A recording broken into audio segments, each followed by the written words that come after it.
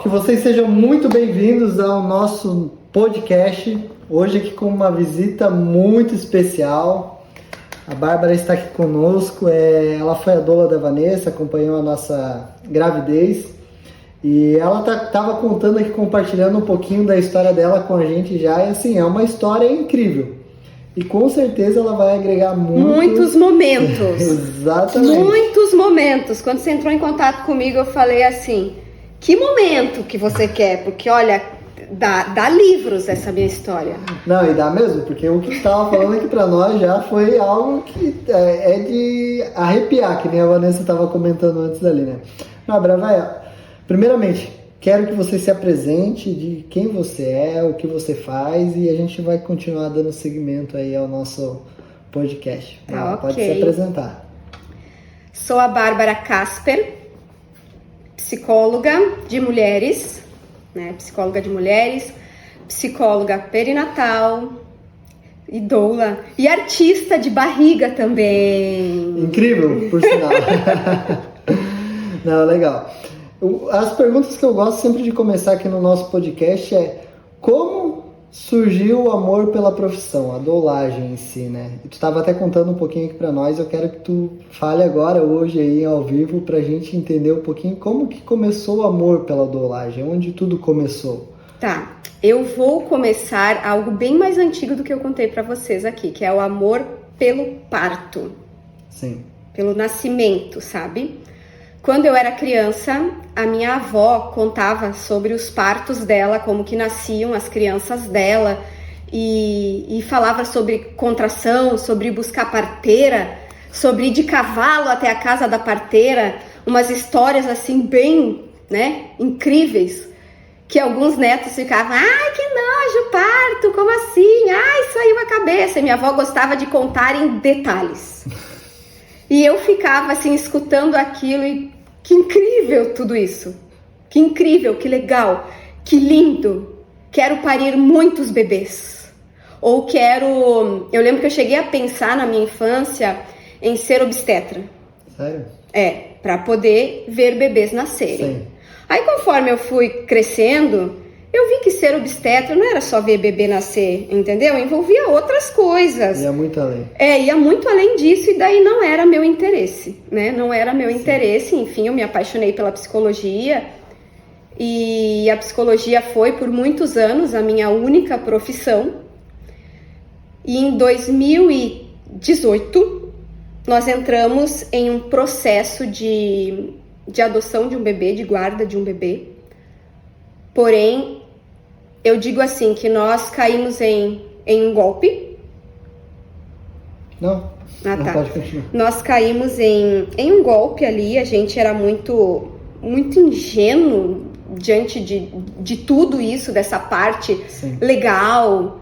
E o amor, eu digo que o amor, quando ele é muito grande, o desejo, ele acaba cegando. Hoje, voltando atrás e analisando tudo, eu perceberia muitas coisas que hoje eu não percebi. Eu faria muitas coisas que naquele tempo eu não fiz. E aí, enfim, nós entramos nesse processo, passamos 7 meses com o bebê, que foi nosso filho. Sim. E assim, amor de mãe por um bebê que não nasceu da sua barriga e por um bebê que nasceu da barriga, ele não tem diferença. Porque uma mulher que ela toma a decisão de entrar num processo ali de adoção, ela passou muito tempo amando um bebê, desejando um bebê, não conseguiu. Então esse bebê já existia no imaginário dessa mulher há muito tempo. Então foi realmente um amor muito grande, um amor muito forte. Eu amamentei, foi tudo tão intenso que eu amamentei esse bebê. Não fiz uso de medicação. Eu até na época eu tive o interesse de fazer uso de medicação, porém no segundo dia de medicação me deu uma enxaqueca horrível, parei, não segui tomando a dita da medicação que a médica indicou, e eu amamentei. Acho que essa parte, acho que tu amamentou, acho que é que nem tu falou ali.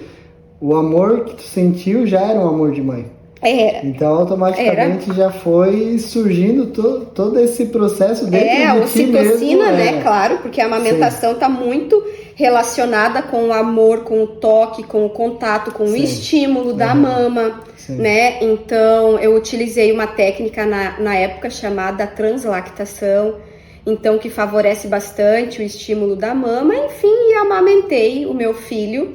E foi incrível, eu me dediquei muito a essa maternidade, foi tudo que eu sonhei, cada detalhe dessa maternidade foi tudo que eu sonhei, mas infelizmente chegou um momento que a justiça pediu o nosso filho, porque nós estávamos em um processo ilegal, sem saber. Sim. A gente andava com uma papelada com documentos que para nós a gente achava que eram documentos, entendeu? Porque o advogado levou a gente para assinar essa documentação e tudo mais, e para mim tava ok. E não eram válidos aqueles documentos, não eram. Aí, enfim, tivemos que devolver, né, o bebê, entregá-lo para a justiça.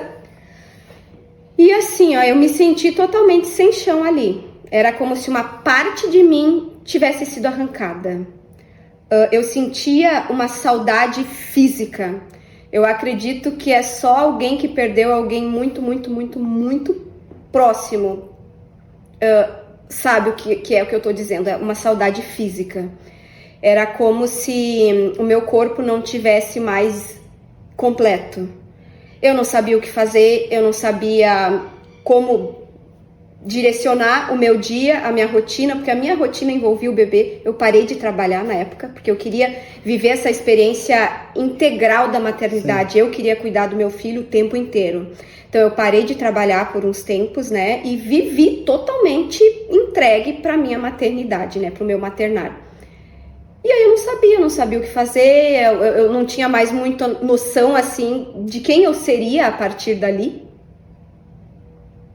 Mas eu digo que você ter Deus, ter fé em Deus, ter uma comunhão com Deus é o melhor remédio. Sim. Passei por acompanhamento psicológico. Eu e meu esposo, nós passamos 8 dias numa clínica de cuidados naturais lá em São Paulo, que nos ajudou muito. Lá tivemos acompanhamento psicológico lá nessa clínica também, porque obviamente nós ficamos muito, muito, muito abalados. E a fé, ela foi me sustentando. E eu recordo que quando eu retomei os meus atendimentos de psicologia, eu atendia uma mulher que havia perdido seu filho. Aí quando ela me viu, ela se abraçou em mim, chorou. Obviamente eu chorei também. E ela me disse assim: Bárbara, essa dor, ela não vai durar para sempre. Mas ela também não passa por completo. Sim. Mas você vai aprender a sobreviver a essa dor. Você vai voltar a sonhar, você vai voltar a fazer planos, você vai aprender a lidar com ela. Eu acho que é uma perda que realmente... Porque eu e a Vanessa, a gente passou por esse processo de perda, né? Não na questão da adoção, mas a gente perdeu gêmeos, no caso, né? E esse foi até um dos motivos da gente ter esse acompanhamento com doula, tudo. Então é algo que, por mais que falem, automaticamente ainda tá dentro da gente. Isso a gente ainda sente, pô... Sim. Perdemos, entende? Era 2 vidas, entende? Filho independente do tempo que ele tá com a gente. A Vanessa chorando aqui do lado, eu vou chorar também. Filho independente do tempo que ele ficou na nossa vida. Independente do tempo. É filho. A partir do momento que tu descobre ali que tu realmente está gerando uma vida, porque é uma vida. A gente até vai entrar depois aqui na questão de aborto e tal, mas é uma vida. Então eu acredito que esse amor que tu começa a gerar é o mesmo amor que tu vai sentir pro resto da tua vida. É um amor crescente, é um amor que ele vai crescendo. E realmente é algo que para nós, naquele momento, foi um baque muito forte. A Vanessa tava ruim, aí eu tinha que suportar por ela junto. Então para nós realmente foi algo que a gente não não deseja para ninguém, né? Não é um mal que, por mais que tu odeie uma pessoa, talvez tu vai desejar que ela perca o filho dela ou que aconteça algo desse tipo, porque é um amor que ele excede limites. E é um amor que não tem descrição, na verdade, né? Quando tu gera um amor pelo filho. E pegando o gancho que tu falou de adoção, hoje o nosso país em si, ele é um país muito ruim para adoção. Então, para tu conseguir adotar um filho, eu não sei exatamente o processo, mas já conheci pessoas também que passaram por processo de adoção e é horrível. Então, eles não facilitam. Então, tu caiu numa cilada. Mas assim, eu e meu esposo, a gente não seguiu os trâmites, Sim. Entendeu? A gente foi parar para realmente estudar e ver como a coisa funcionava depois que aconteceu. Sim. Entendeu? Então, a gente não seguiu os trâmites... padrões, né? Padrões, os trâmites legais. Sim. E, enfim, a gente acreditou. Não, sim. Tá certo, sim, pode, porque olha só, porque a gente acreditou, e é aquilo, assim, o amor nos cegou. Sim. Se a gente tivesse talvez mais racional naquele momento, poderia pensar, tá, mas vamos escutar outras pessoas a respeito desse assunto. Sim. Vamos estudar. Vamos pegar, enfim, né, os documentos que existem a respeito disso. Então, hoje, com certeza, a gente faria totalmente diferente. Primeiro Sim. que...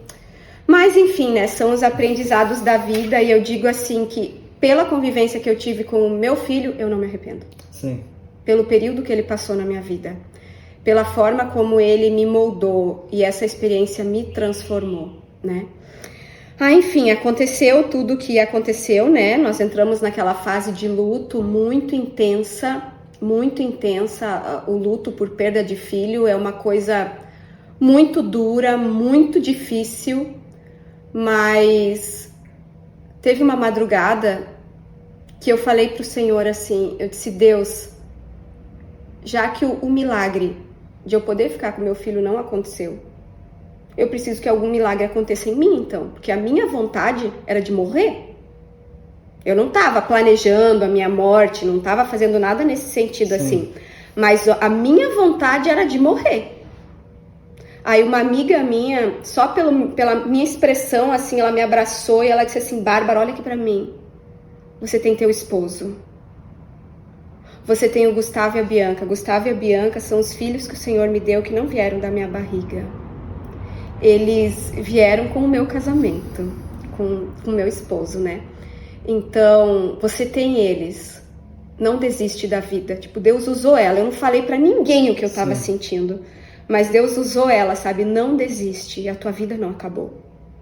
Você perdeu esse filho, mas tem outros aspectos da sua vida que estão aí e vão te fortalecer. Sim.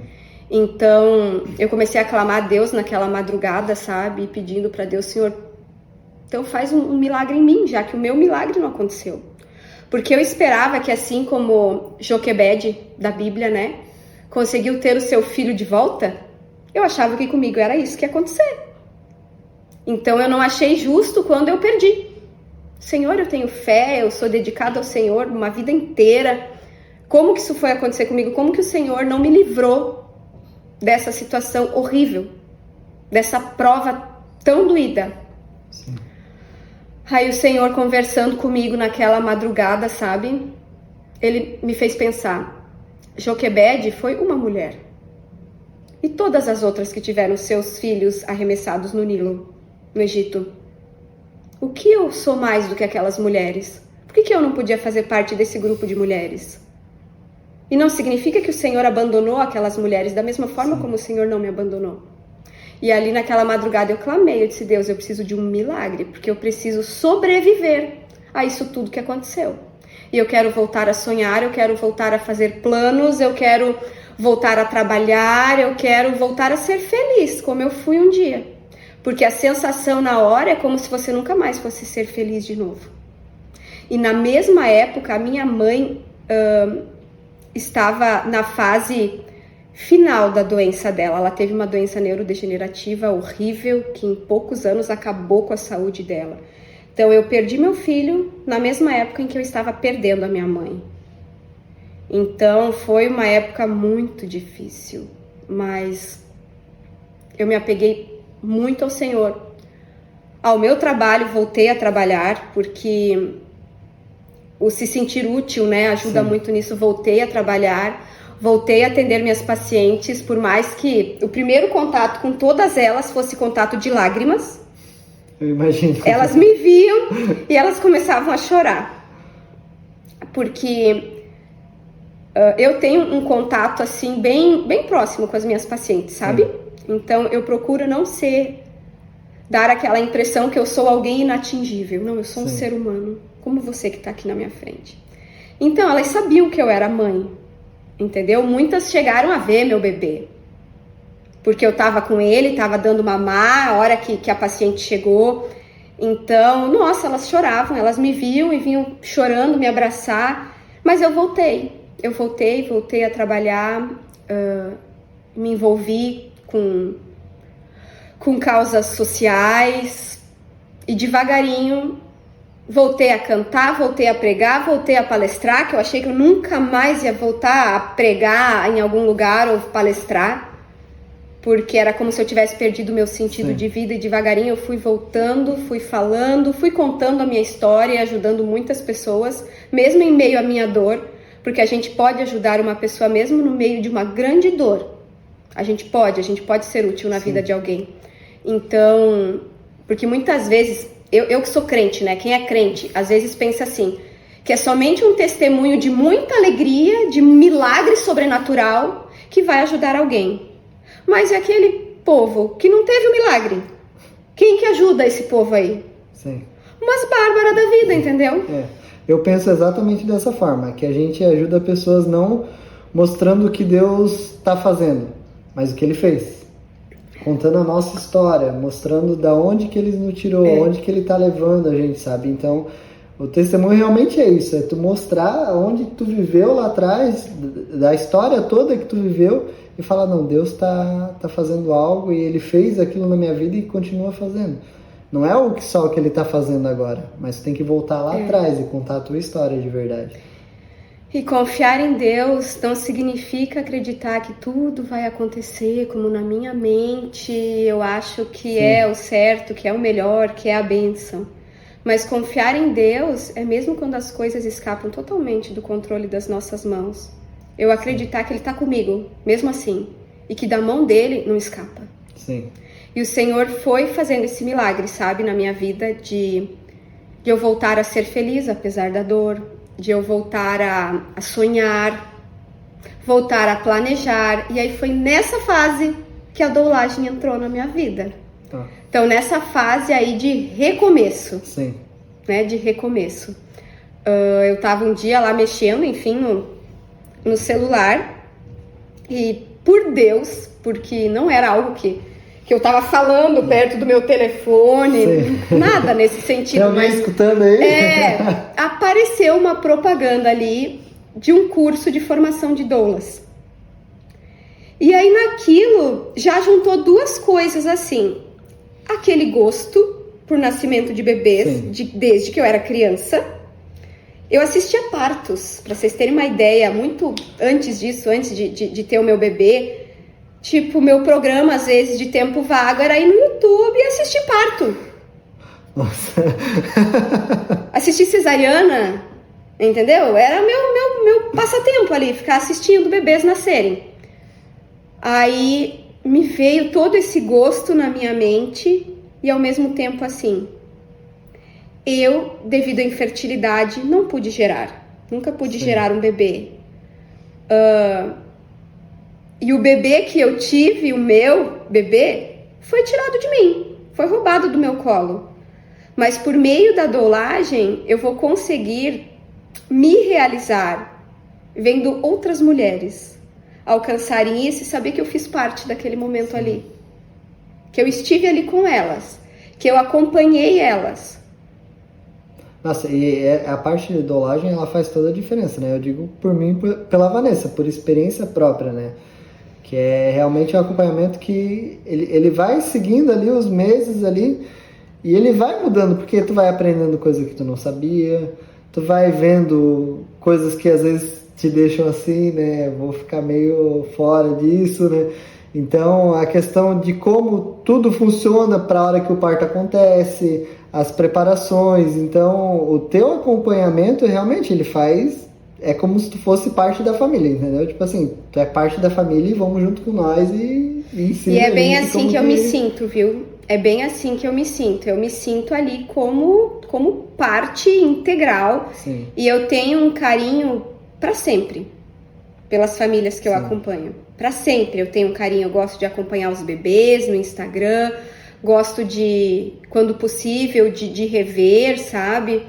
Porque é um carinho muito grande. Imagina você fazer parte de um dos momentos mais importantes da vida daquele casal que tá ali. Sim. E é o momento do nascimento de uma vida, né? É algo extraordinário. Não tem algo que a gente possa falar que é melhor do que isso. Não tem. Eu entendo que para a mulher é dolorido. Mas eu tava lá do lado da Vanessa, apertando minha mão, tudo isso, gritando. Mas ao mesmo tempo que aquilo parece ser dolorido, mas se perguntar para ela assim, ela lembra das dores do parto, mas automaticamente depois disso, a hora que ela pega o neném no colo, acabou, passou, entende? A nossa mente, ela tem um fator aí de proteção muito grande, assim, de todas as situações que a gente passou na vida, não é só parto, tudo. Sim.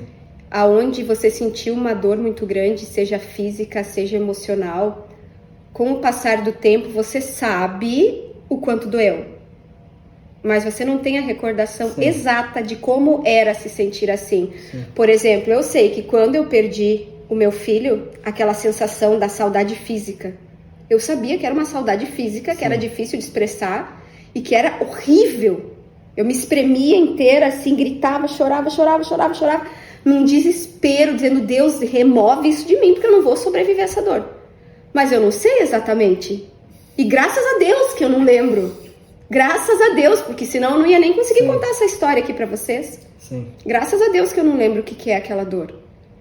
Então, a nossa mente nos protege. Então, a mulher sabe, não, doeu. Mas exatamente o quanto, tanto que as mulheres voltam a querer parir de novo, né?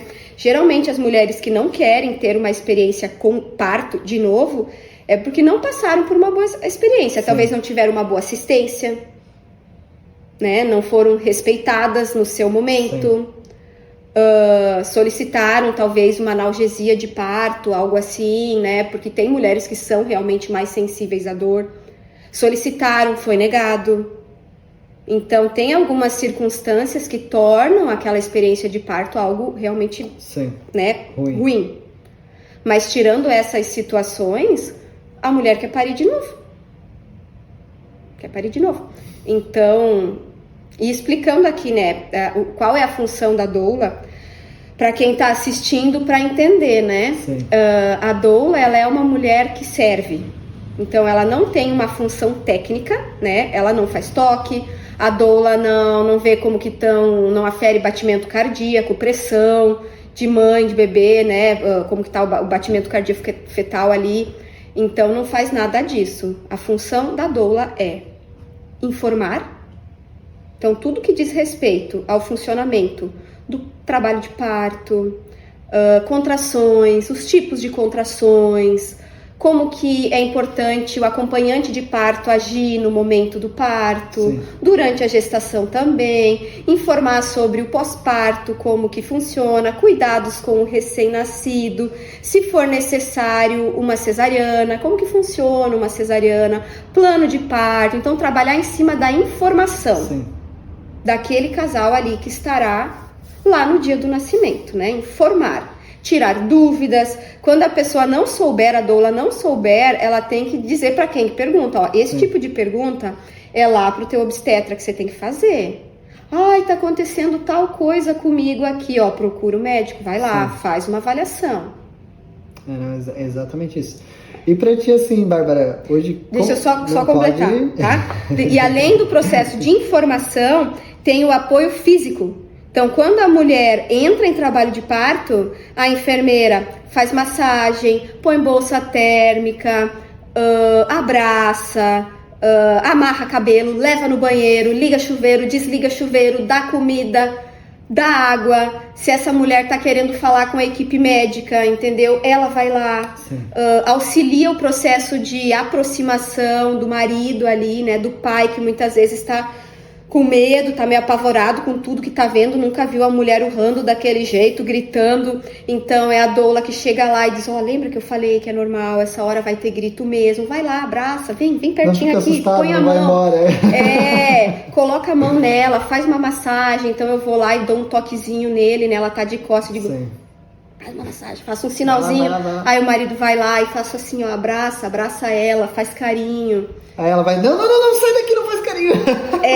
Então a doula, ela vai fazendo esse meio de campo ali entre o casal também, para aproximar os dois. E faz uma diferença tremenda, porque o pai, ele não é um profissional de parto. Ele é pai, ele tá ali com dois corações, o coração pela mãe, tá sofrendo de ver a mãe naquele estado, por mais que a mãe esteja curtindo tudo aquilo, mas o fato do pai ver ela chorando, ela com o rosto fechado, ela gritando, ele entende muitas vezes que aquilo ali não tá legal, entendeu? E com preocupação com o filho, então ele não é um profissional de parto. Então ele não tem que saber exatamente o que fazer. A doula também pode auxiliar assim, o parto tá meio, né, não tá muito legal. Às vezes o próprio médico diz: a posição do bebê tá tal, faz algum exercício aí com ela para ver se melhora.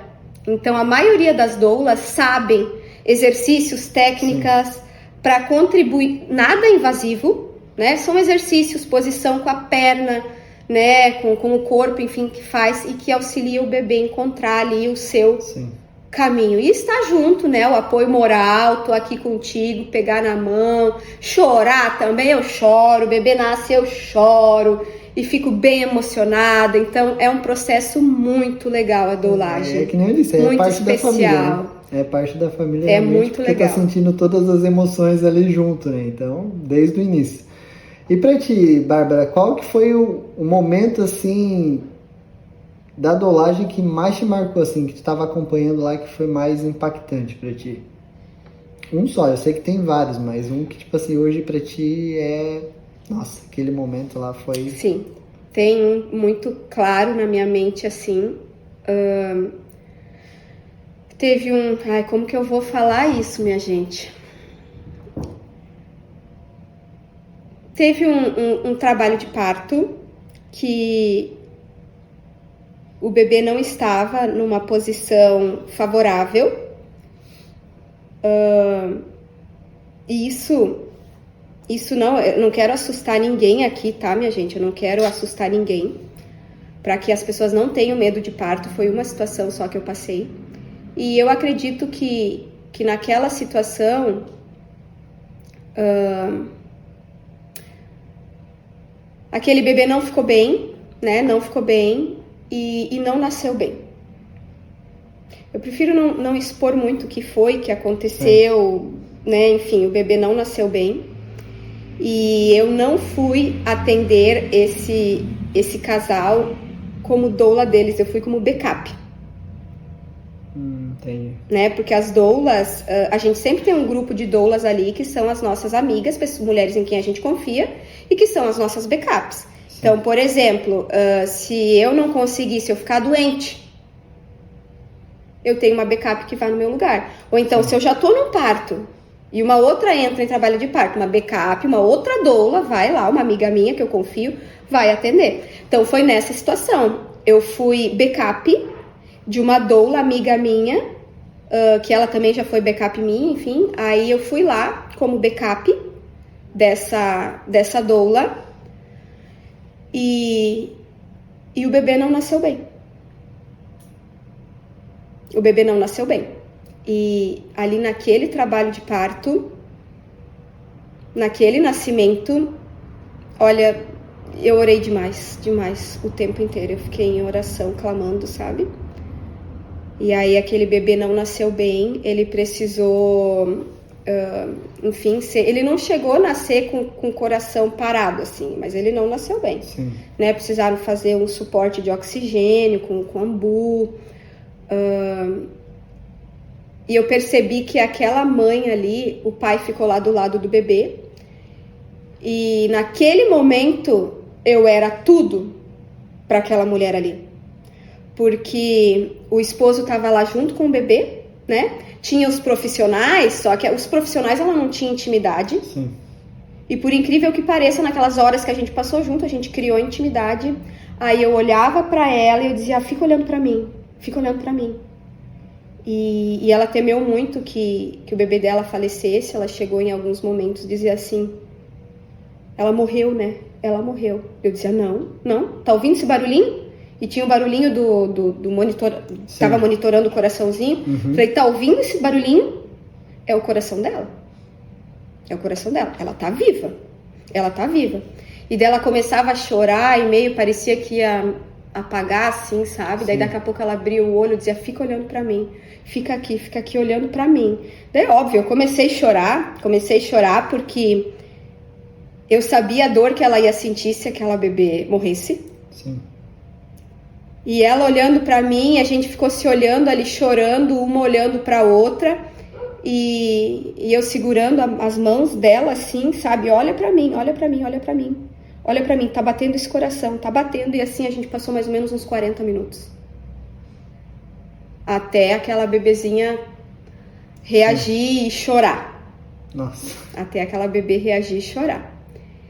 E aí sim foi uma alegria que eu senti na vida, assim, ó, comparável a poucas coisas. Ouvir aquela bebê chorando e a bebê ficou muito bem. Ficou muito bem, graças a Deus, ficou muito bem. Eu fui conversar com aquela bebezinha e a bebezinha olhava pra mim assim e se mexia, tipo, bem ativa, sabe? E eu conversando com ela, eu gravei um vídeo pra ficar de recordação pra eles, né? Sim. Daquela bebezinha lá no bercinho, com aquele aquecedor em cima. Tava sendo monitorada e tal. Eu gravei um vídeo daquela bebezinha olhando pra mim. Eu nunca esqueço o olhar daquela mãe pra mim e daquela bebê. Sabe? Então foi uma situação extrema ali, extrema, mas graças a Deus a equipe que atendeu, que pegou o caso, foi bem numa troca de plantão assim, já chegaram e já, isso aqui não tá legal, essa bebê tem que nascer agora, e enfim, vamos lá, e foram, e a bebê nasceu e a equipe cuidou. Então a equipe que pegou ali na troca de plantão foi uma equipe maravilhosa, e graças a Deus estão todos muito bem. Eu geralmente fico uma hora e meia depois que o bebê nasce. Aquele dia eu passei muito mais do que isso, porque eu fui conversar com o pai, aí a psicóloga ali entrou em ação, sabe? A doula, ela é só doula, mas naquele momento eu não tinha como não, eu já fiz meu papel de doula e vou sair daqui. Eu entendi assim, Deus me colocou aqui por uma razão. Sim. Aí eu só fui embora quando eu tive certeza de que os dois estavam bem, emocionalmente. Porque eu sabia o risco que ela corria de uma depressão pós-parto. Então eu conversei bastante com os dois individualmente, depois com os dois juntos. E aí só fui embora quando realmente eu percebi que os dois estavam bem. E nós somos, assim, amigos até hoje. Eles já foram na minha casa, me mandam fotos dela, de momentos especiais da vida dessa bebê. E eu acredito que essa foi a situação mais forte e desafiadora, assim, que eu vivi enquanto doula, que chegou num momento que eu senti as minhas pernas tremerem, assim, sabe? Sim. Porque eu nunca tinha vivido algo parecido na doulagem. E eu ter que ser o suporte daquela mulher, dele também, enquanto tudo estava acontecendo. E eu desesperada que acontecesse alguma coisa pior que aquela bebê, sabe? Desesperada, mas ali não podia, mas a minha vontade era de me largar no chão lá e, meu Deus, sabe? Começar a orar em voz alta lá e chorar. Era a vontade que eu tinha. Mas eu dizia, Deus, se eu tô aqui por um propósito, me ajude a ficar aqui, me ajude a estar firme aqui, me ajude a ser o que eles precisam nesse momento, porque por algum propósito o Senhor me colocou aqui. E não é para desmaiar e chorar num canto ali, entendeu? E inclusive eu fiz amizade com a médica que atendeu lá no dia. Eu nunca tinha visto ela. Aí a Ai, como que é? Juliana Fronza, algo assim. Ela veio e disse assim, nossa, Bárbara, qual que é o teu nome? Eu falei, Bárbara. Daí, nossa, Bárbara, que diferença que você fez aqui nesse momento. Você deixou, tipo, conseguiu controlar tudo até pra a equipe ali poder trabalhar em cima do que era salvar o bebê, né? E eu cuidando dela. Dali a gente já fez amizade, né? Já trocamos contatos, eu e aquela médica. Foi um momento que com certeza marcou a minha história de doula. Eu vejo que essa área que tu atua hoje é uma área que tu não pode ser um robô. Não. Não, porque tem muitas áreas que, cara, tu é um robô, vamos dar um exemplo, área de produção, tá lá, faz um negócio, isso, aquilo e tal.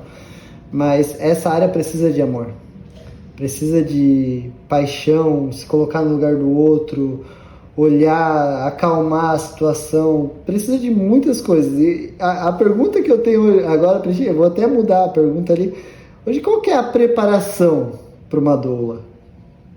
A preparação em si, porque... Formação? A preparação do psicológico dela, para ela entender que realmente aquilo ali é importante. Você não está só fazendo um trabalho, entendeu? Não é somente um trabalho. É que nem eu falei, você faz parte da família.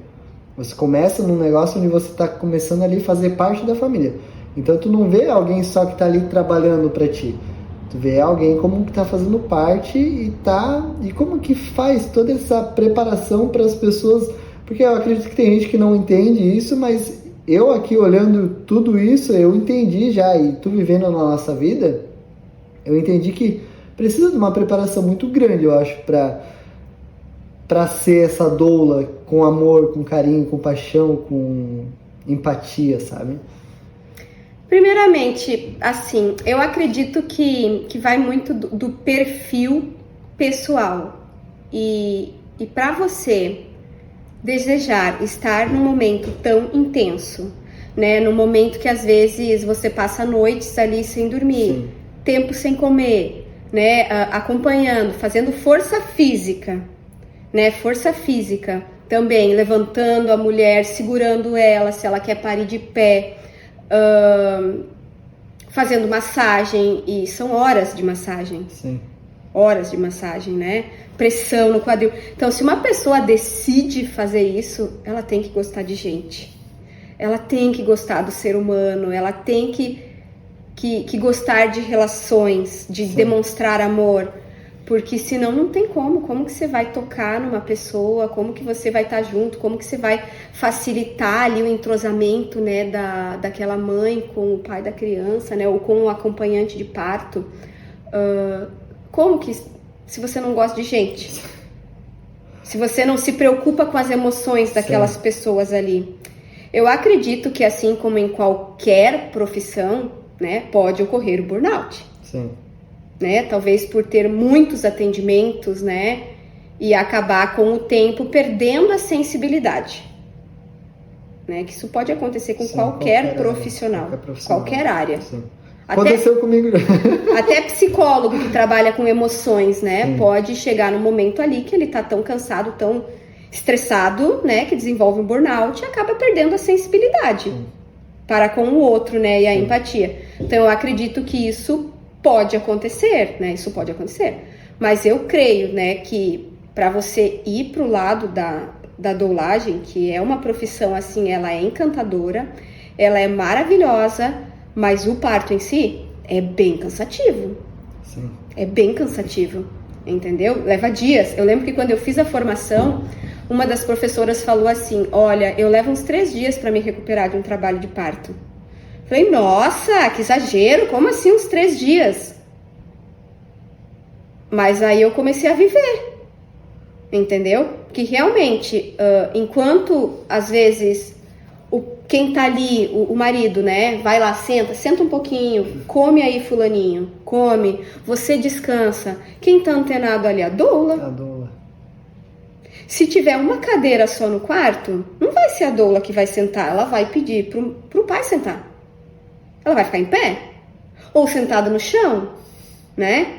E enquanto tiverem as contrações, ela vai estar ali fazendo massagem, né? Enfim, fazendo posições, ajudando, dando uma água, levando pro vaso, tirando do vaso, botando no chuveiro, tirando do chuveiro. Então é algo bem intenso e você ver as emoções dos outros também, né? E ter que muitas vezes mediar aquilo ali. Então é algo que é bem cansativo. E para você entrar nessa, tem que gostar. Gostar de pessoas, né? Tem que gostar de gente, Senão você entra, tem as primeiras experiências, eu já vi casos de doulas, né, que começaram, tiveram as primeiras experiências e desistiram, não quiseram mais. Eu seria um caso se fosse eu. Se fosse no caso ser doula, esquece. Uma que eu sou homem, outra que lidar com muitas emoções, assim, eu acho que realmente é algo que é bem... Uma ou outra, assim, tu vai, é que nem tu falou, teve gente que entra e depois logo em seguida sai, né? Porque é muita emoção, né?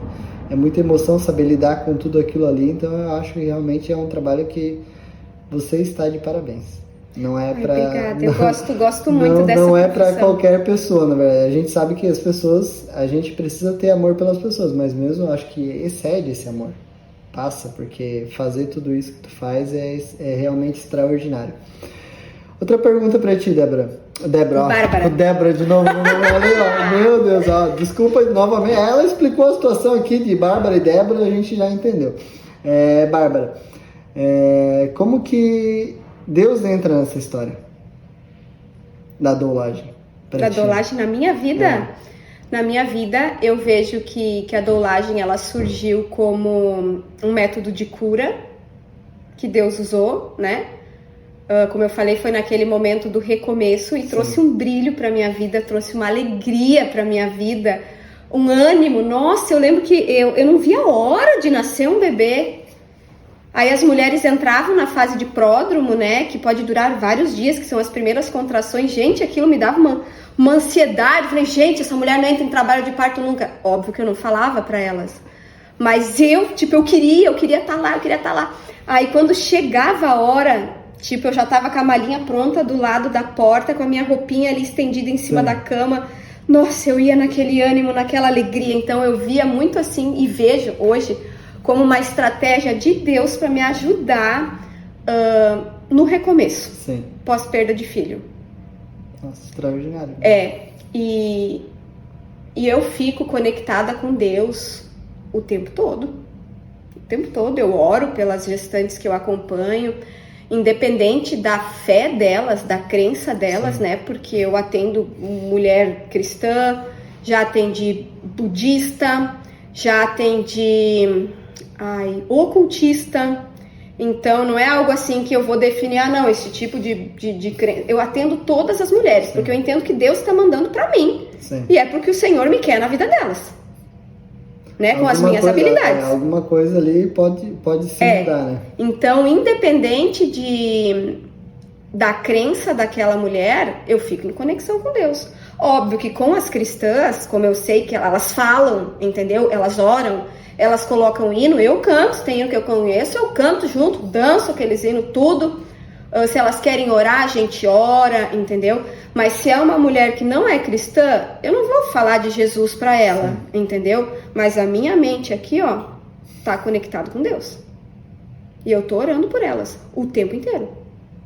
Entendeu? Fico conectada, fico conversando com Deus, oro pelo marido, oro pela equipe, fico ali conectada com Deus, porque eu entendo que tudo na nossa vida, né, e na vida das pessoas com quem o Senhor quer nos usar, tudo ali, com a ação de Deus, fica melhor. Sim, exatamente. Já que a gente está falando de Deus, eu quero que tu conta para nós aqui um pouquinho da tua história que tu passou recente. Do meu adoecimento? Do teu adoecimento. Tá. Que eu acho que a gente vê realmente o milagre acontecendo na vida das pessoas. Tem muitas pessoas que elas dizem, mas eu não vejo Deus operando, não vejo Deus fazendo o que Ele fazia antes. Não, Ele está fazendo. Ele sempre vai fazer. E eu quero que tu compartilhe um pouco com nós aqui sobre a tua... Teu milagre, na verdade. Isso, Eu, em fevereiro, Eu havia passado por um vírus, exatamente qual era, a gente não sabe. Mas depois desse vírus, um mês depois, né, que foi em fevereiro, eu comecei a sentir uma dificuldade respiratória. Os meus treinos na academia, eu já não conseguia mais fazer com o mesmo peso. Me dá falta de ar só de lembrar. É horrível. Respira. Nossa! Aí começou a faltar ar. E eu pensava que era algo mais voltado para bronquite, porque às vezes eu tive bronquite em alguns momentos pós-gripe e tal, eu já tinha bombinha. Aí um dia a gente decidiu subir o Mirante, que eu gosto muito do Mirante, decidimos subir o Mirante. E ali eu percebi que tinha algo muito errado acontecendo comigo. Sim. Muito errado. Que era algo além de um cansaço físico. Eu puxava o ar e parece que o ar não era suficiente. Eu puxava de novo e não era suficiente, puxava de novo e puxava de novo, enfim, voltei para casa, não passei bem aquela noite. Aí no outro dia fiquei assim meia boca, à noite fomos para academia e ali na academia eu já não aguentei. Eu cheguei lá, fiz o primeiro exercício, já a vista escureceu e eu não conseguia respirar direito, já precisei deitar na academia. Aí no outro dia de manhã meu esposo me levou para o hospital, eu fui internada. Como a minha mãe havia falecido de uma doença neurodegenerativa, precisava descartar a possibilidade de eu ter a mesma doença. Sim. Né? De eu ter a mesma doença. Então começamos vários exames, vários tratamentos. Aí lá no hospital foi percebido o quê? Que o meu diafragma não estava trabalhando direito, e o diafragma é um músculo muito importante para a nossa respiração. Então eu não estava conseguindo respirar direito, a troca gasosa não estava legal, o exame de gasometria mostrou que o oxigênio estava mais baixo e o gás carbônico estava muito alto. Então tinha alguma coisa acontecendo ali que não se sabia o que estava acontecendo, né? Mas enfim, o diagnóstico ficou como? Hipocinesia de diafragma. Um diafragma que não está trabalhando como deveria. Sim. Mas, enfim, me mandaram embora, né? Para eu buscar atendimento clínico, fazer um acompanhamento fora do hospital. Aí, como lá no hospital eu fiz tratamento com corticoide, e hoje eu vim a descobrir com o médico que me trata, que o corticoide ajuda, né? Fiz um tratamento com corticoide, eu saí praticamente bem do hospital. Eu só tinha, tipo assim, dificuldade para fazer um exercício, mas eu tava caminhando, né? Enfim, tava falando, sem muito cansaço. Aí chegando em casa, eu comecei a piorar, até que chegou um dia que eu falei pra minha filha, ela tava lá ajudando a cuidar de mim, eu falei, eu acho que eu vou desmaiar, eu tô sentindo algo muito, muito, muito ruim. Aí as mãos começaram a formigar, assim, os pés, parece que a boca começou a ficar dura, e parece que aquela moleza veio vindo, e eu tentava fazer assim, puxar o ar com força, eu não conseguia, tipo, era só uma respiração curtinha, bem curtinha. E foi aquilo lá, assim, eu pensei, eu vou morrer. Aí naquilo a filha já chamou o meu marido e ali eu apaguei. Desmaiei. E quando eu voltei, assim, o meu marido tava assoprando minha boca, fazendo respiração boca a boca pra eu voltar a respirar. E acho que deu certo, porque eu voltei. Aí minha vontade era dizer, ai, Clara, cara, é uma sensação muito estranha. Quem já acordou no meio de uma respiração boca a boca, é uma sensação muito esquisita. Alguém assoprando assim, sabe? Tipo, respirando por você. Eu acordei com ele e a filha do lado dizendo, você tem que apertar o nariz, Ensinando ali. Ela é enfermeira. Ela é enfermeira, a filha é enfermeira. Aí ela ensinando, eu acordei com isso, com ela dizendo, aperta o nariz, você tem que segurar o nariz. Eu só disse, não, tá bom. Já tô aqui.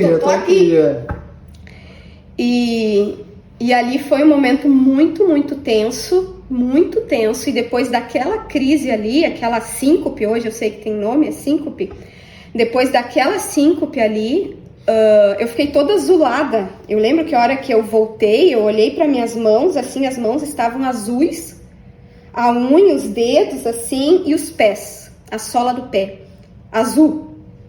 Não é roxo de frio, era uma cor azulada. Sim. Mesmo, uma cor muito ruim.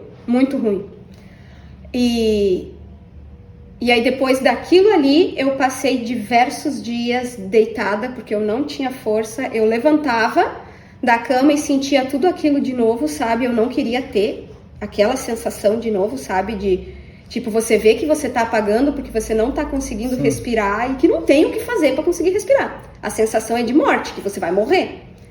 Aí eu sei que eu passei vários dias assim, até um dia que eu falei com Deus. Se Deus, não é possível que eu vou parar de trabalhar, eu vou parar de cantar, eu vou parar de pregar, eu vou parar com tudo na minha vida pra ficar doente assim, acamada?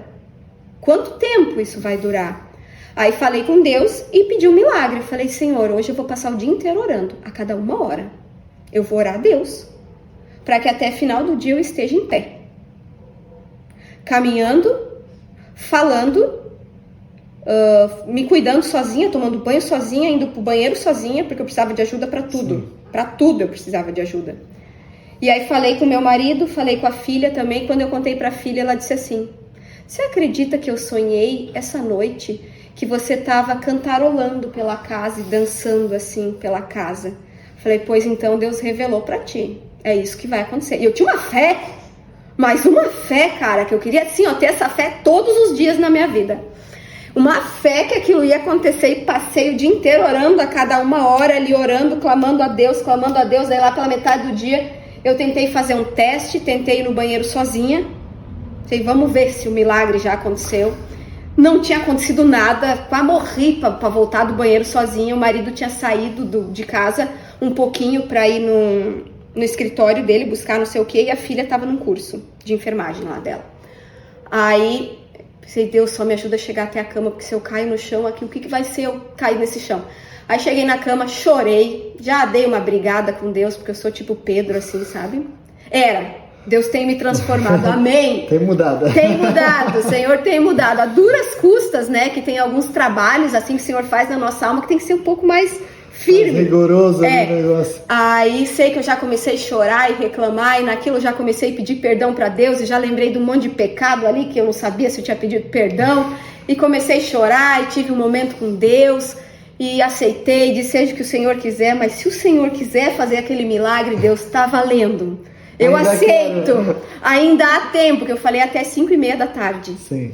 Aí eu sei que passou uma meia hora disso, e eu senti uma sede, mas uma sede absurda, assim, tipo de quando tá...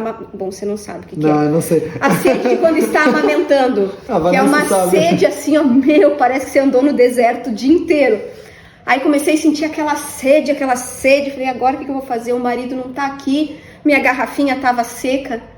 Eu já senti uma coisa dentro de mim diferente, assim, sabe? Tipo, eu vou pegar. Levantei. Isso aí. Uau. Isso aí, caminhando. Aí lá quando eu tava chegando na sala, eu já comecei a chorar, comecei a cantar. E comecei a louvar a Deus, e eu cantava, sabe? Balançava as mãos, assim, daí aquilo me dei por conta. Falei, o sonho da Bibi. Ali que eu me dei por conta, sabe? Que Sim. Deus revelou pra ela o que realmente ia acontecer depois. Nossa. Aí cantei. Fiz uma surpresa pro meu marido. A hora que ele chegou em casa, ele ficou assim, em choque. Ele só olhava pra mim e seguia fazendo o que ele tava fazendo. E olhava pra mim assim, o cara entrou em choque total. Eu imagino, tipo assim, saiu de casa, eu tava lá na cama, tipo, não conseguia fazer nada. Aí, há poucos dias casa, já tinha praticamente morrido, tinha que ter que é. fazer respiração boca a boca pra mulher conseguir respirar. E tava ali em pé, cantando, dançando. E foi um momento incrível. Ali eu pensei, olha, eu tenho fé, hein? Que fé que eu tenho. É incrível como o ser humano é um ser assim, ó, muito difícil. Eu olhei, gente, nem é difícil. Eu olhei pra mim e disse, nossa, que fé incrível que eu tenho. Era o Pedro andando sobre as águas, assim, mestre, eu tô andando sobre as águas. E eu não parei, né? Eu não afundei. E tô andando sobre as águas e tal, e já fiquei assim, ó, maravilhada com aquilo, com Deus, mas comigo também. Falei, enfim, eu aprendi a ter fé nessa minha vida. E aí, tinha uma mulher que tava para ganhar bebê, e que eu já tinha conseguido a minha filha para atender ela, né? Para atender essa gestante. E enquanto eu tava lá no hospital chorando, dizendo pra ela assim que eu não ia poder atender ela disse assim: Bárbara, eu tenho certeza que você vai atender meu parto. É você quem vai estar comigo. Eu dizia: isso é impossível. Mas enfim, Deus fez aquele milagre. E 3 dias depois do milagre, eu tava dormindo. Estávamos eu e minha filha na cama, que meu marido tinha viajado, né? E a filha ficou pra ir atender a gestante, pra não me deixar sozinha também. Aí eu acordei de madrugada, assim, no susto, aquele sonho que se faz assim. Eu sonhei que aquela gestante me ligava porque tinha entrado em trabalho de parto. Isso devia ser 1h e pouco da manhã, 1h30. Que ela tinha entrado em trabalho de parto e que era pra eu atender o trabalho de parto dela. Eu. E que tinha que ser naquele momento, porque depois eu não ia conseguir mais. Tipo, era uma sensação de urgência. Sim. Como se algo fosse acontecer comigo. Não com ela, não com o bebê. Comigo, que aquele bebê tinha que nascer. Aí eu falei: então tá, Deus, se esse sonho veio de ti, então, por favor, Senhor, faz, né, essa mulher entrar em trabalho de parto, ou faz essa sensação horrível de urgência dentro do meu coração passar e faz eu entender que foi só um sonho. Pois o telefone tocou. Ela tinha entrado em trabalho de parto, tinha estourado a bolsa, e no que estourou, no que rompeu a bolsa dela, já vieram contrações muito fortes. Isso é muito raro acontecer, isso é coisa de novela. Em novela a gente vê estourar a bolsa e... Já foi meu bebê. Não é assim, não é assim. Pode levar até, tipo, mais de um dia pra mulher começar a sentir contração depois que estourar a bolsa. Mas ali foi algo, assim, realmente de Deus, sabe? Aí fui, o bebê nasceu... Foi um parto maravilhoso, uma bebê linda, grandona, quase 4 quilos, não teve laceração, períneo íntegro. Foi um parto lindo. E eu tava muito forte. É uma força que eu não tenho nem hoje. Depois de tanto tempo fazendo fisioterapia, eu não tenho aquela força. Porque a maior parte do expulsivo dela foi em pé. Aí eu de um lado aqui, o marido no outro braço. Porque durante o expulsivo, né, a mulher faz muita força. Se ela tá em pé, ela faz força para baixo. Daí eu segurando ela ali, assim, ó, uma força de Deus mesmo. Aí terminou o parto, fui para casa, tomei um relaxante muscular para dormir. Acordei 2 horas depois com uma febre bem alta, com o corpo doendo inteiro e uma certeza de que era dengue. Daí me veio uma sensação assim, falei: não, realmente foi tudo real, o sonho que eu tive, tudo. Aquela sensação de urgência que aquele bebê tinha que nascer para eu poder estar junto. Sim. Aí eu passei aquele dia muito mal, com muita febre, uma febre assim que eu me tremia inteiro. No outro dia começou sangramento, no segundo dia. Aí fui pro hospital, porque eu sempre ouvi dizer que sangramento não é bom com dengue, né? No outro dia fui pro hospital, o médico fez os exames, me mandou voltar para casa, porque disse que ainda tava bom. Tinha baixado, né? Mas ainda não tava abaixo dos limites. Aí mandou voltar depois de 2 dias, o sangramento continuava, os sintomas só tinham aumentado. Aí ali todos muitos índices ali do meu organismo, ferritina, mais ou menos o que eu lembro, hemoglobina, leucócitos, e óbvio, né, as plaquetas, tudo tinha caído muito em 2 dias, muito. Aí eu já fui internada ali, e depois daquele dia, diariamente eu repeti os exames e tudo continuava caindo, e eu cada vez mais fraca. Fui pra cadeira de rodas, porque pra ir pro banheiro sozinha eu não conseguia, pra tomar um banho sozinha eu não conseguia. Eu parei de fazer xixi, comecei a fazer xixi pouquíssimas vezes durante o dia. Quando fazia xixi era laranjado. Aí, enfim, falaram que eu não poderia repor o ferro. Eu falei: tá, mas se tá ruim o ferro, vamos repor o ferro? Mas o teu fígado não tá legal. Não dá. Não dá pra repor ferro agora. Então, tipo, o meu corpo ali começou a entrar num colapso geral com a dengue. Gente, olha, dengue é terrível. Tem que ir pro hospital fazer exame. Não dá pra ficar passando dengue em casa. Aí, enfim, fiquei vários dias internada, fui ficando cada vez pior, até que chegou um dia, todo dia o médico chegava com aquela cara assim, sabe, de preocupação, dizendo que ainda não tinha previsão para eu sair do hospital, e eu chorava na cama e dizia: por favor, me deem alguma coisa que faça eu me sentir melhor, porque, tipo, era aquela dor horrorosa, aquela sensação de que parece que as forças do corpo estavam indo tudo embora. Sim. Aí... ali eu afundei. aquela Bárbara, nossa, eu tenho fé, que incrível! Ali a Bárbara afundou, tipo Pedro nas águas, assim, sabe? Ali foi profundo, ali, nossa, aquilo ali me abalou demais. Eu ter adoecido logo em sequência, e não foi qualquer dengue, foi uma dengue grave, né? E o sangramento não parava, começou a surgir aquelas manchas no corpo inteiro, assim. Foi tenso, foi bem tenso, mas chegou no momento lá, eu falei pra Deus, Deus, não é possível que eu vou morrer disso aqui? Quando que eu vou começar a melhorar desse negócio? Quantos dias eu vou passar aqui nesse hospital? E coisas ruins, né?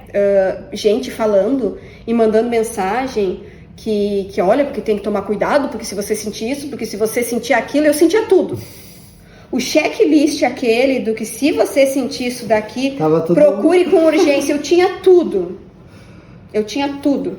Até coisa que lá não tinha. Eu tinha. E daí eu falei, não é possível que eu vou morrer desse negócio. Comecei a chorar, falei, marido, eu não quero morrer. Eu não quero morrer disso. Ele, não, você não vai morrer, você não vai morrer. Falei, tá, mas se continuar piorando, o que vai ser de mim? O sangramento não para. Aí eles iam apalpar a barriga para ver se talvez não podia estar tendo, né, sangramento interno. Sim. E tal. E graças a Deus isso nunca aconteceu. Aí até que chegou um momento que eu comecei realmente a dar a volta nos exames. Só que eu achava que eu ia melhorar rápido, fui para casa e a melhora não vinha. Eu só comecei a ter muitos desmaios. E a cada desmaio que eu tinha, eu levava 2, 3 horas para conseguir me recuperar daquilo, para conseguir sentar de novo, para conseguir caminhar. Aí às vezes, me recuperei, daí o mínimo esforço que eu fazia, apagava de novo. E vai para esse médico, vai para aquele outro médico e ninguém sabia o que estava acontecendo comigo, o que era aquilo. É uma síndrome pós-viral, tá? Mas que síndrome é essa, misericórdia? Aí até que enfim chegamos num cardiologista e aí esse cardiologista falou que muito provavelmente o que eu tenho desde sempre, que diz que não é algo que desenvolve depois, síndrome vasovagal, que dá desmaios durante a crise, dá dificuldade respiratória, dá dificuldade de deglutição, porque tem a ver com o nervo vago, com o coração, enfim. E que talvez, né, eu acredito que não é talvez, é com certeza, os vírus que eu passei despertou, porque Sim. Eu nunca fui assim antes. Aí foi um período muito difícil, eu não conseguia trabalhar, eu não conseguia atender as minhas pacientes, porque eu tava com muita perda de memória recente. Então, eu estava muito confusa, eu não conseguia ler, porque eu ia ler as palavras assim e não saía, tipo, parece que meu cérebro tinha perdido a capacidade de interpretar aquelas palavras e ler.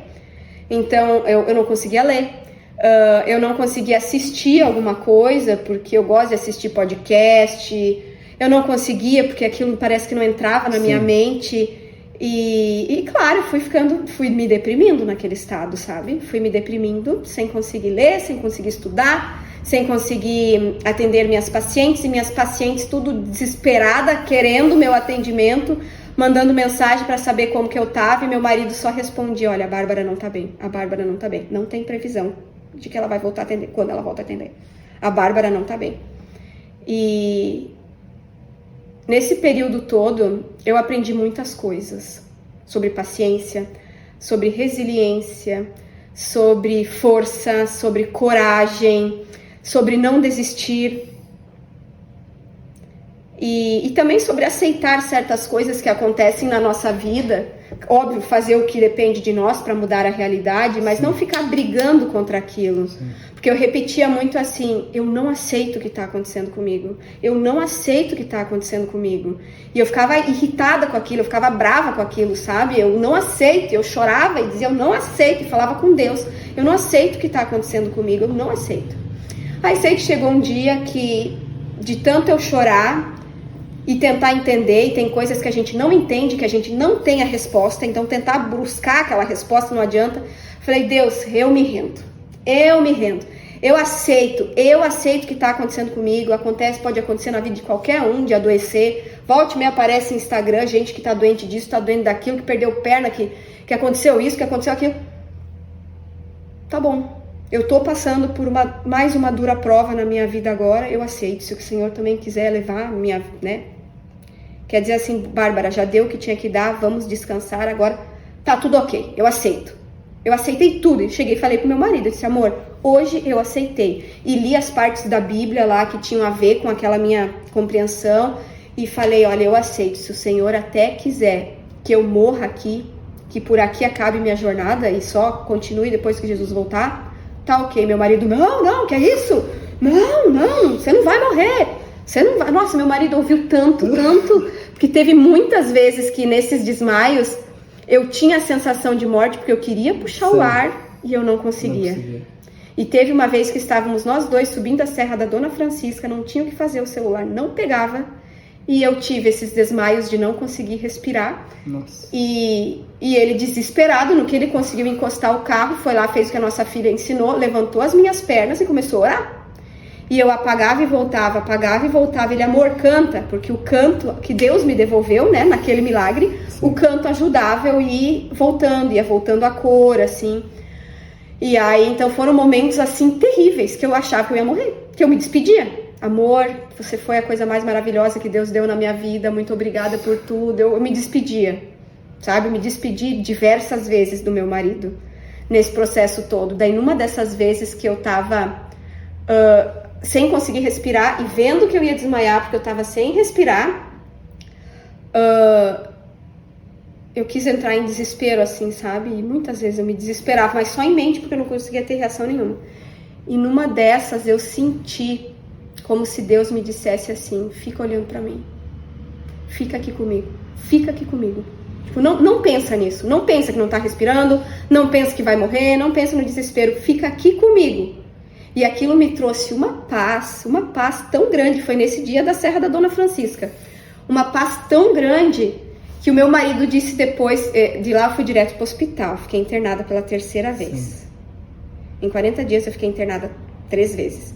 Daí fui internada pela 3ª vez, aí depois que eu fiz o soro, que eu recuperei, já tava corada, com a mão, com corda, e meu marido disse assim, amor, você tava sorrindo. Você tava lá apagando com uma cor horrível e tava sorrindo. O que aconteceu? Falei, Jesus estava comigo, eu sentia Jesus falando assim, fica aqui comigo. Aí às vezes que eu focava era como se Jesus dissesse de novo pra mim, sabe? Fica aqui comigo, minha filha. Nossa, uma sensação de uma presença de Cristo na vida, assim, naquele momento. Então foram momentos muito intensos, muito fortes, muito desafiadores. E naquele momento que eu não conseguia trabalhar, eu pedi para Deus assim, Senhor, eu tenho aprendido tanta coisa nesse período, eu queria transformar isso em música. Mas eu não tenho o dom da composição. O Senhor me dá uma gotinha do teu talento, um grãozinho de areia, uma estrelinha do teu talento, o Senhor dá para mim? Porque eu queria muito poder cantar essas músicas em momentos que eu não tô bem. Que eu já tinha aceitado que ia levar um tempo para eu me recuperar daquilo ali. Sim. E tal. E Deus me deu. E a primeira música foi do milagre. No sonho, eu tava cantando a melodia dela. Aí eu acordei umas 6 horas da manhã, assim, com a melodia na cabeça. Nossa. Fui pro banheiro, peguei o celular, gravei. Aí fui lá na Bíblia, que eu falei pra Deus que eu queria fazer uma música sobre Jeremias 29:11. Eu é que sei os pensamentos que tenho a respeito de vocês, planos de bem, não de mal, para vos dar um futuro e uma esperança. Eu me apegava naquilo ali, eu tenho um futuro, eu não vou morrer, porque Deus me deu essa promessa. Eu tenho um futuro, eu não vou morrer. E aí, eu peguei a Bíblia e tentei encaixar aquela melodia. Fechou perfeitamente na versão da minha Bíblia que eu carrego comigo. Nossa. E daí, no outro dia, eu acordei com uma outra melodia na cabeça. Aí passei o dia com a palavra na mão, juntando promessas e colocando naquela melodia. Então essa foi a primeira música. Então tu vai cantar um pedacinho da primeira música pra nós. Aí eu posso cantar outra que tá sendo gravada? Pode, eu acho que pode. Tá. Dá tempo de eu contar a história da outra música? Eu acho que... Quanto tempo temos? Acho que... Vê quanto tempo gravou lá, né? Hoje temos uma staff aqui comigo, aqui, ó. Só não bota a cabeça na frente da câmera. Então, eu voltei a palestrar. Pode passar por baixo ali. Ah, não aparece? Eu voltei a palestrar, né? Maravilha, a live vai cair, então. Vai cair a live, e agora? O que a gente faz? Continua. Tá. Se cair, a gente entra de volta. Eu voltei a palestrar quando Eu ainda tava de cadeira, de roda, porque eu tinha muita fraqueza para caminhar, para ficar em pé. Eu não conseguia cantar em pé, eu não conseguia palestrar em pé, mas eu voltei a palestrar, mesmo naquele estado ruim de doença, sabe? Voltei. Para me sentir útil e porque eu me senti chamada para aquilo ali. Aí voltei a palestrar. Eu não tô aparecendo lá, né? Que eu fico só rodopiando aqui. Não, dá pra ver aqui. Eu voltei a palestrar. E num dos dias que eu ia fazer palestra, eu acordei muito ruim, acordei me sentindo muito mal e liguei para minha médica. E falei, é Bárbara o nome dela, inclusive. Falei, Bárbara, eu não tô bem, eu tô me sentindo mal, eu tenho que palestrar e cantar hoje, mas eu não tenho condição nem de fazer isso sentada. Tô muito mal, tô com aquela sensação que eu vou desmaiar diante do mínimo esforço. O que eu faço? Tem alguma coisa aí que eu possa tomar? Um milagre aí? Alguma coisa? Ela disse, Bárbara, não tem. Você comeu? Eu falei, comi. Se alimentou bem? Sim. Então, não tem um remédio que eu te diga, tome isso aí e vai passar. Só vai. E caminha sobre as águas. Falei, gente, olha o exemplo que ela usa pra mim, caminha sobre as águas. Porque foi o exemplo que eu entendi durante todo o processo, assim, eu me vi como Pedro, sabe? Daí ela disse, caminha sobre as águas, Bárbara, vai, só foca em Cristo e segue. E daí eu desliguei o telefone e disse, ai Deus, me faz andar sobre as águas, Senhor. Tudo que eu quero é chegar até a Ti, por favor, Senhor, me faz andar sobre as águas. E o Deus, isso daria uma música. Senhor, isso daria uma música, meu Deus, e já comecei. Me faz andar sobre as águas, Senhor. Tudo que eu quero é chegar junto a Ti. Se em minha fé eu vier a naufragar, me estenda a Tua mão. Assim. Nossa, ó. E aí, já peguei o celular. Nossa. Deus, obrigada. Já que eu esqueci que estava doente, que estava quase desmaiando. Já peguei o telefone, já gravei aquela parte, fui lá, passei o dia inteiro passando mal, o dia inteiro. Teve 2 situações que eu palestrei, cantei e que eu desmaiei o dia inteiro. E chegava na hora, a cor voltava, e eu ia lá, fazia o que tinha que fazer, cantava, e aí depois voltava a passar mal, entendeu? Mas dava aquele intervalinho ali. Daí eu entendi, eu falei, não, a minha vida tá nas mãos de Deus, Ele já provou pra mim que depende dEle, que a hora que Ele quiser, a minha saúde vai recuperar. Ô Bárbara, pra gente encerrar aqui, já que tu cantou, que voz, que unção, que presença. Eu tô com gripe, tá? Não, quer dizer, já passou a gripe, mas a voz ainda não tá legal. A Bárbara falou que não conseguiu nem subir a escada aqui, mas tá cantando assim desse jeito, imagina a hora que subir a escada direito, né? E estamos gravando essa música, tá? Essa música, ela tá sendo gravada e ela é baseada no sofrimento com a perda do nosso filho e com todo o sofrimento que a gente passou com o meu adoecimento agora, né? Sim. Nessa fase. Eu ainda não tô 100%, eu diria que eu tô em 65%, mas para quem já teve, né, no menos 1, tá no 65%, tô fazendo físio, quem me acompanha no meu Instagram vê lá. Os dias que eu não posto nada são aqueles dias que realmente eu tô ruim, tô na bad, não tenho condição de aparecer, né? Mas quando eu tô bem, eu vou lá, eu mostro o que eu tô fazendo, mostro o exercício, mostro meu dia a dia. Voltei a atender minhas pacientes, graças a Deus. E retomamos aí a vida, não do jeito que eu gostaria, mas do jeito que o Senhor está permitindo, e eu dou glória a Deus por isso. Bárbara, um conselho para as pessoas. Um conselho de pessoa para as pessoas. Um conselho que tu levaria assim, que tu daria para as pessoas assim, um conselho, viva isso, aproveite isso, tenha esses momentos. Um conselho tirando de tudo que tu viveu, que tu poderia chegar para mim hoje e falar assim, Maico, faz isso aqui, eu te dou esse conselho e eu acredito que isso vai fazer diferença na tua vida. Existem situações na vida onde a gente precisa desistir, né? O desistir não significa fraqueza em certas situações. É perceber que aquele não é o caminho melhor para sua vida e aí recomeça. Mas existem situações na vida onde a gente não pode desistir, né? E Se você tem um sonho que é um sonho é moral, é ético, vai fazer bem para você, para as pessoas que estão ao seu redor, não desista do sonho. Se você está enfrentando uma luta muito, muito grande na vida, não desistir da vida. Não desistir da família, não desistir de buscar uma carreira profissional que lhe faz feliz. Porque eu vejo que todas essas situações que eu passei, se eu tivesse desistido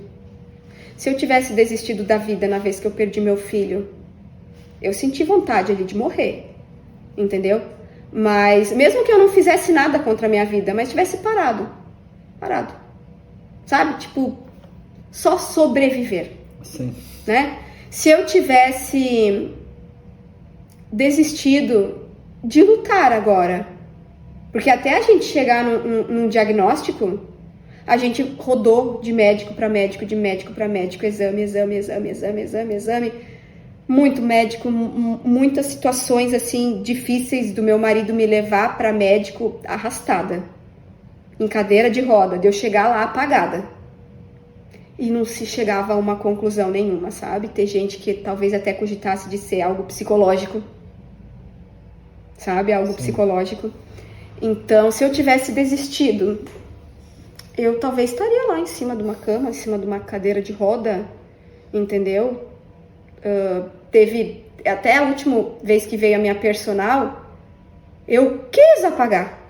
Num dos exercícios que ela estava fazendo comigo, eu senti que eu ia apagar. Eu falei pra ela, eu não tô bem. Ela já viu que a cor mudou, já deitamos, ela levantou as minhas pernas. Aí eu fiquei ali até sentir que eu tava melhor e bora lá. Melhorei, não voltei a ficar como eu tava antes, fiquei pior. Falei, mas vamos ver o que a gente consegue fazer. E fui. Né? Não desisti de atender minhas pacientes, no que eu vi que eu recuperei a minha capacidade cognitiva e a respiração para conseguir conversar, né? Voltei a atender. Então eu vejo assim, o não desistir. Que infelizmente é algo que faz parte de nós, o ser humano. Ai, não, tá dando errado, vou desistir. Né? De não tentar todas as formas de fazer aquilo acontecer e dar certo. Seja a família, seja a própria vida, seja um sonho, seja um trabalho, uma profissão. Sim. Até mesmo na psicologia, eu rodei bastante pela psicologia até encontrar qual era a área que eu queria. Eu cheguei a pensar, passou pela minha cabeça, porque eu sou ser humano, desistir da psicologia. Sim. Mas eu não desisti, eu continuei tentando. Eu passei por atendimento de casal, eu passei por atendimento de criança, atendimento de adolescente, atendimento misto, até entender que a minha praia é mulher. E eu sou totalmente realizada atendendo mulheres. Sim. Entendeu? Então, na nossa vida, sempre diante de uma dificuldade, o nosso cérebro pode sugerir a desistência. Mas a decisão do realmente desistir é uma atitude nossa, é uma decisão. Então, esse seria meu conselho. Eu gosto de falar, que nem tu falou ali sobre desistir, eu tenho uma frase comigo que é a seguinte: se você está desistindo de algo, é porque você já não queria aquilo ali. Então, tem coisas que nem tu falou, na psicologia eu lutei, eu pensei em desistir, não, mas tu queria aquilo ali. E tu foi até ao ponto onde tu conseguiu se encontrar. Exatamente. Então, se realmente não faz sentido pra ti... Ou se tá fazendo mal, né? Exatamente. E uma das coisas que estudos comprovam, se você desiste de viver, a probabilidade de você morrer é muito grande.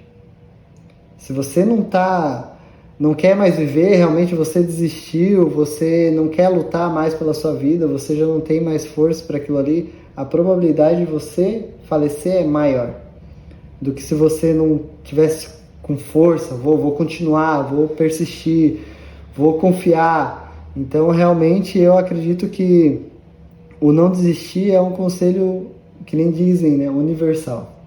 O não desistir é algo que realmente faz todo sentido para as pessoas que querem alcançar alguma coisa na vida e querem seguir em frente.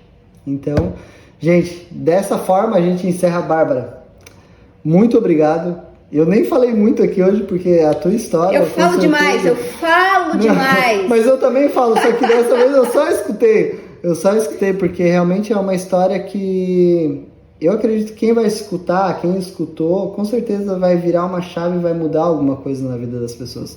Porque eu sempre falo aqui no final de cada podcast, eu falo, as pessoas que estão passando por aqui são pessoas com histórias que podem mudar nossas vidas, que podem dar um rumo totalmente diferente para as nossas vidas. Então, esses momentos que tu falou que marcaram e mudaram a tua vida, com certeza são momentos que, às vezes, tem pessoas que vão escutar e estão passando por isso, entende? E em algum momento ela vai escutar e vai falar... e vai falar assim, ó, eu escutei a Bárbara falando lá no podcast e isso fez eu virar uma chave e falei, não, eu vou continuar, eu não vou desistir, eu vou pra frente. Então, gente, muito obrigado, Bárbara, novamente, muito obrigado por estar aqui hoje. Com certeza é uma honra e com certeza você virá mais vezes, porque o papo é muito bom, a gente vai continuar aí conversando. Ó, quando a música for lançada, aí eu venho aqui pra falar mais da música. Com certeza, será muito... E vai cantar, com certeza. Canto, trago o marido aqui. Meu marido gosta de conversar. Gente, aquele tem história, hein? Nossa, aquele tem história. Imagina essa mulher com a voz total, né? Se ela chegar aqui e eu ver que ela subiu a escada 100%... Sai uma ópera. Gente, beijo no coração pra vocês, até mais. E momentos marcam e mudam as nossas vidas. Nunca esqueçam disso.